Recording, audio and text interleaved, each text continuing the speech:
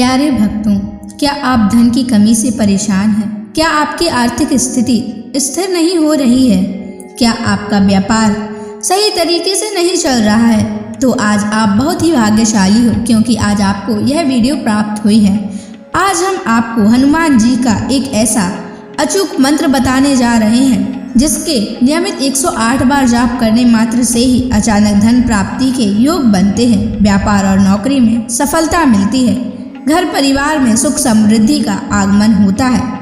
और अगर आप कर्ज, व्यापार में नुकसान, नौकरी में रुकावट, शत्रु बाधा, बुरी नज़र या किसी भी संकट से परेशान हो, तो आज आप हनुमान जी की शरण में आ जाइए और इस महामंत्र का जाप कर लीजिए। उनकी कृपा से हर संकट दूर होगा और जीवन में अपार उन्नति मिलेगी। जो भी व्यक्ति सच्चे मन से हनुमान जी की साधना और उपासना करता है और उनके मंत्रों का जाप करता है, उसके जीवन में कभी भी कोई भी बाधा नहीं आती है। और ऐसी मान्यता भी है कि इस मंत्र के नियमित 108 बार जाप करने से भक्त को अथाह धन की प्राप्ति होती है। इसलिए प्यारे भक्तों, इस महामंत्र का जाप अवश्य करें और नियमित 108 बार करें। और हनुमान जी का आशीर्वाद प्राप्त करने के लिए इस वीडियो को लाइक और चैनल को सब्सक्राइब जरूर कर दीजिए और कमेंट बॉक्स में जय हनुमान अवश्य लिख दीजिए। तो चलिए भक्तों, मंत्र का जाप करना प्रारंभ करते हैं। ओम नमो हनुमते ऋणमोचनाय स्वाहा। ओम नमो हनुमते ऋणमोचनाय स्वाहा। ओम नमो हनुमते ऋणमोचनाय स्वाहा। ओम नमो हनुमते ऋणमोचनाय स्वाहा। ओम नमो हनुमते ऋणमोचनाय स्वाहा। ओम नमो हनुमते ऋणमोचनाय स्वाहा। ओम नमो हनुमते ऋणमोचनाय स्वाहा। ओम नमो हनुमते ऋणमोचनाय स्वाहा। ओम नमो हनुमते ऋणमोचनाय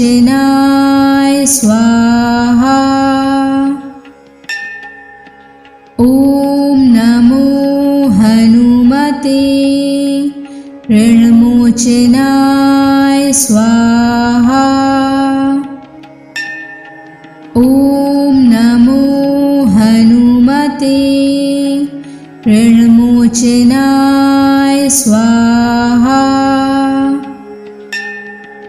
ओम नमो हनुमते ऋणमोचनाय स्वाहा।